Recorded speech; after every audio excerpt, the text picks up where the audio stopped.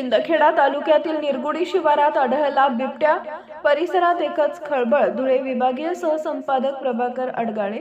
शिंदखेडा तालुक्यात निरगुडी शिवारात बिबट्या आढळल्यानं परिसरात एकच खळबळ उडाली असून शेतकऱ्यांमध्ये भीतीचं वातावरण निर्माण झालं आहे.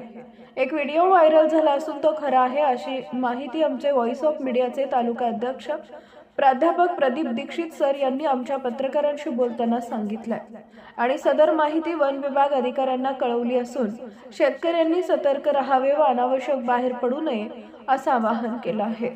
वन विभागाकडून पाहणी उपाययोजना सुरू आहे. शासनानं शेतकऱ्यांना दिवसा वीज द्यावी अशी ही मागणी आहे.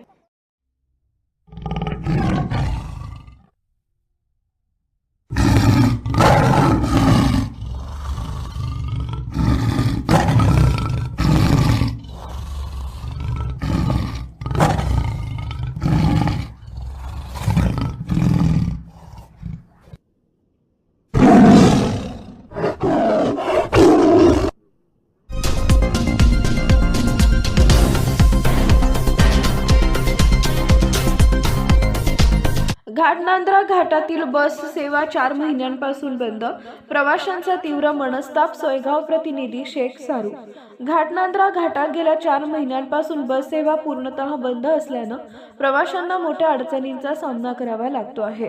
खानदेश व मराठवाडा यांना जोडणारा हा एकमेव शॉर्टकट व सोपा मार्ग असल्यानं दररोज हजारो प्रवासी, विद्यार्थी, नोकरदार व व्यापाऱ्यांची मोठी गैरसोय होती आहे.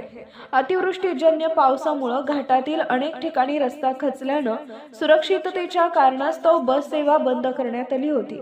मात्र इतका कालावधी लोटूनही संबंधित विभागाकडून दुरुस्तीची कामं अद्याप पूर्ण झालेली नाहीये. त्यामुळे प्रवाशांना पर्यायी लांबच्या व खर्चिक मार्गाने प्रवास करावा लागत असून वेळ व पैशांचा अतिरिक्त भुर्दंड सहन करावा लागतो आहे. स्थानिक नागरिक व प्रवासी वारंवार तक्रार करूनही प्रशासनाकडून ठोस कारवाई होत नसल्यानं संताप व्यक्त केला जातो आहे.